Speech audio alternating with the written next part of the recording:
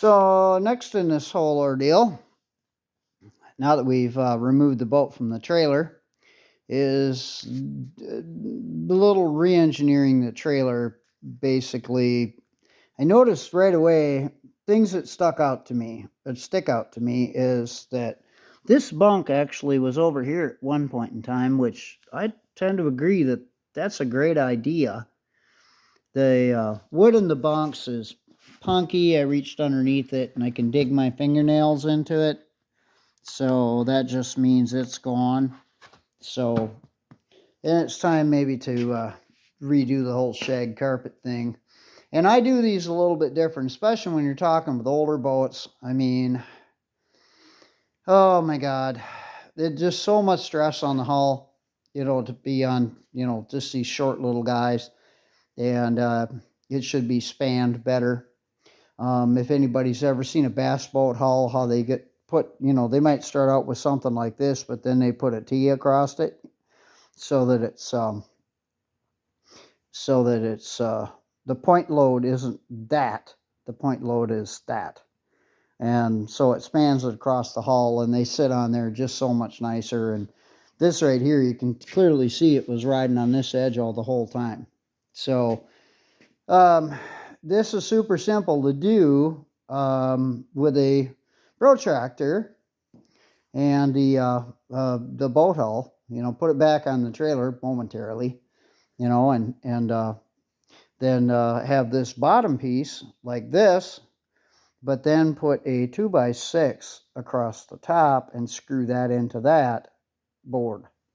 So this actually, then you could move this into the outer one, and it would literally be probably the same height as what it was, and then it supports from the keel and the outside of the boat, which is what it's supposed to be. Another thing I noticed right off the bat, well, obviously that's a keepsake because we don't use them in Minnesota anymore, but look where the tire's riding, where the fender is. I mean, that was all well and good for however long it was, but the fender is supposed to be centered.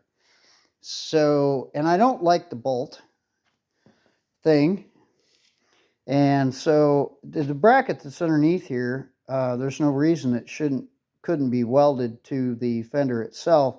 So I will be doing that and getting rid of the bolt thing. I'll just weld that. That'll actually become a spot weld actually and ground flat like I did those other fenders on the last trailer, so you literally can't see it. It'll just be completely smooth, but it'll be out here instead of the tire sticking out the side of the fender. It will be centered and be away from the trailer. Not to be confused with being used as step. Now, Tony did ask me if he's getting this thing custom painted and it's going to be gorgeous. Can you build me a step so I can step into my boat? So I've got a couple of ideas, and I might rob a part off of another vintage trailer that's out back and modify it slightly to become a step back behind the fender so that he can step into the boat and not use the fender for a step. So that's something he really wants me to do. So I will take care of that. These rollers are absolutely gorgeous. They're fine. That one's good. This one here's kind of coming apart at the seams, I guess. I don't know. I'm going to take him off, take a look at him, but it's pretty badly beat up. So I might opt for going and picking up a new and improved one of those because that does look pretty whooped. They're pretty easy to replace. Pop out the roll pin, throw a new one in it. I'm sure that's been done back there. Moving right along, another thing that I've talked about kind of before, which I'm going to bring up again to all you guys, is these tilt beds were a great big deal back in the day. If people were launching their boats into extremely shallow conditions, they could tilt the bed back. It would put the back of the boat on the bottom, on the ground, and they literally could just pull away. They could just drive away, and the trailer would be up. So they would just flop the boat on the ground. I mean, literally. And then you drag it into the water. Where these are really handy is like when you were Well, backwaters launching and for smaller boats. But like if you're around the ocean and you back up to the water's edge and the tide's out and the tide's going to come in, you can drop the boat on the sand and wait for the tide to come in and then, or the waves, and push the boat out. See? So it worked out good for those types of things. But for today's world and what Tony's going to be doing with this thing is just a normal launch sequence. So that's that. So that being said, it's going to get unbolted from here, unbolted from there. I'm going to pull this pin, which will release the whole tongue. I'm going to sandblast the tongue because there's way too much rust here. If I tried to weld this, it would just rust underneath here. So I'm going to paint the tongue independently. Then I'm not going to put the chain back on for this cute little guy. I'm going to put a bolt through this and clamp it tight. So this will be clamped tight so it won't move. And like I said, the wiring harness is going to have a ground wire that's going to be running all the way back to it. And this whole apparatus here is going to be all discontinued. There's nothing wrong with it. But, I mean, well, I might leave all this, but I'm going to run a ground wire because there's no ground wire. And if you ground your lights, you don't have to use the trailer for the ground. Kind of brilliant thinking, ain't it? And of course you got the marker light, which I believe is kind of hooked up. Oh, those things, by the way, yeah, they're okay for a quick fix for a Band-Aid, but they don't, they're just crowed up and go to hell. And so those are going to be replaced with sealed connectors. And I think we're going to put LED lights on this too. We talked about it. So I don't know. If we do, I'll just buy a whole light kit and I'll start from scratch and we'll just do all this all over again. Might save those lights. I don't know. Depends on the light kit. Nothing wrong with those. I think they work. I don't know. I'll test them. I wanted to go over this too. I mentioned it briefly, but here's what's going to have to happen here. Okay, if I put masking tape over the top of this, there's a high possibility it will literally, when I take the masking tape off, it's going to rip this right off of here. And he really wants to save this. I already talked about the fact that I'm going to square up this edge. And so I'm going to go to my vinyl shop and I'm going to get a piece of clear vinyl and I'm going to clean this really good to start with. That's going to go, that thing. I don't care about General Tires. But I'm going to clean this really good, and then I'm going to put some clear, vinyl clear right over the top of this, so this will be protected from literally masking tape or whatever else. And the paint edge will come right up to the vinyl clear, and it will be kind of protected forever. This little rust spot down here is some concern, but I will be hand sanding anything that gets close to this. I won't even be sandblasting around this. So up here and around it, but not, this will all get hand sanded, whatever it needs, so that I can control what's going on. Sandblasting, not so much. These are going to go zing off with my wire wheel and be gone. So we got that figured out.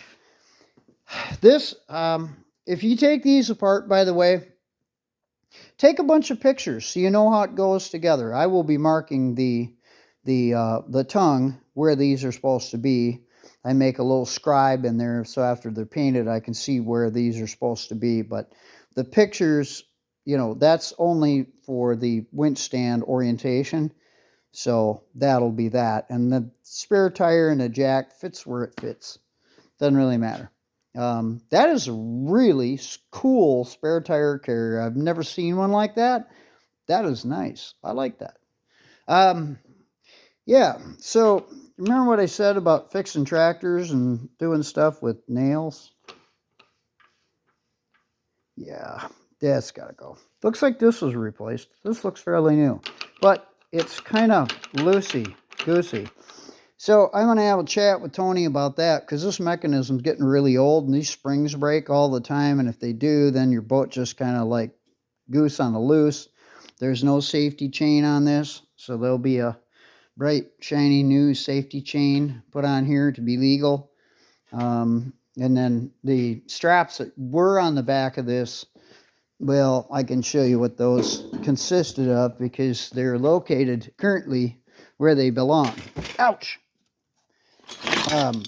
In here. These things, the springs were riding right on the hull. Right, or I mean on the transom. They're just digging into the fiberglass. And the other one is like right here. So these chains that you see at the bottom there, that's pretty common on boat trailers. I will recommend to anyone, if you have this apparatus, get rid of it. They were all good and back in the day, but I mean, with ratchet straps out there, that's all you need. So back at the ranch. So here we go. So all this stuff, and then of course I'll have him get a duplicate of that because I'll just grind that off. And then a wiring harness, and then these, I don't know if I'm gonna acid dip these and paint them, which I can to save money. If he wants brand new ones, I'll just go buy some chain. I'll use these again because there's nothing wrong with them. I'll just go buy some brand new chain so it's beautiful cadmium plated chain instead of rusty, crusty crap. But I do have a dip vat that I dip these in, and if they sit overnight, they'll look like brand new. Then you have to paint them.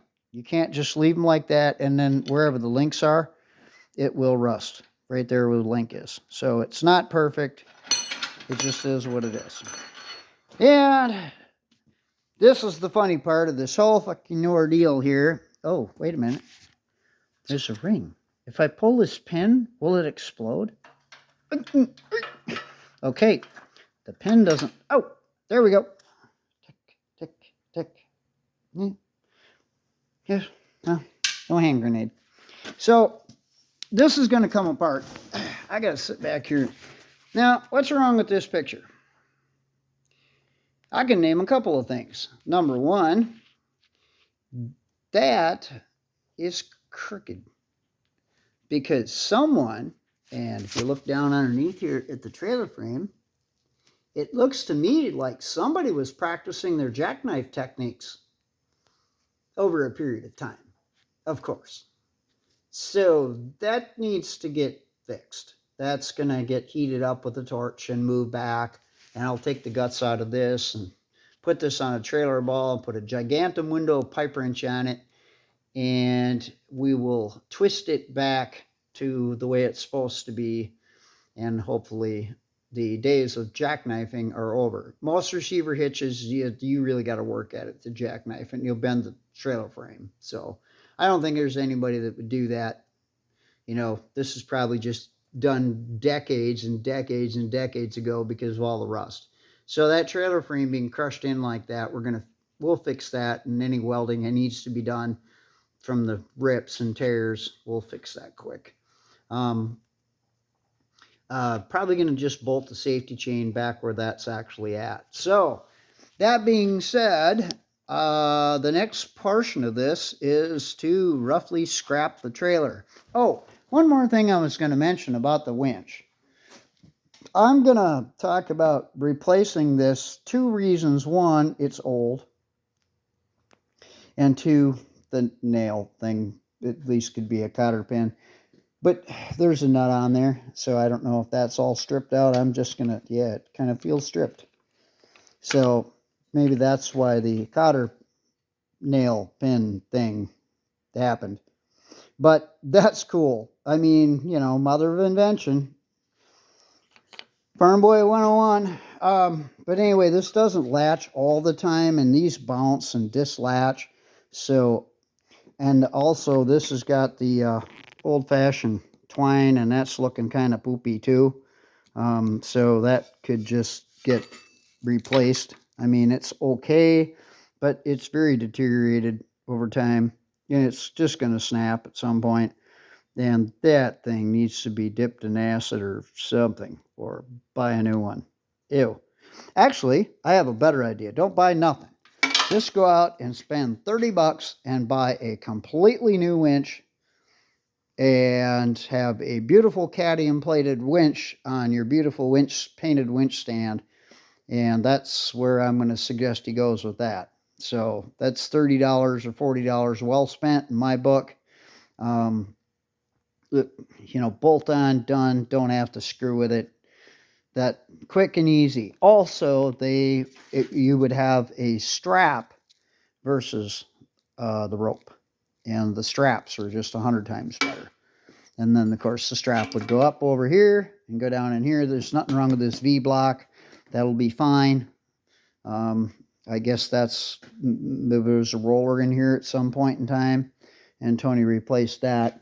This is dug up a little bit on the back side, but oops, there you go. Now you can see it. It's dug up a little bit on the back side, but I don't think it's worth replacing. It's up to him, but it's fine. I think it's fine. It takes a lot to break these. These things are pretty freaking tough. Also, you can see how it didn't sit right. It's got a V right here because it didn't sit right.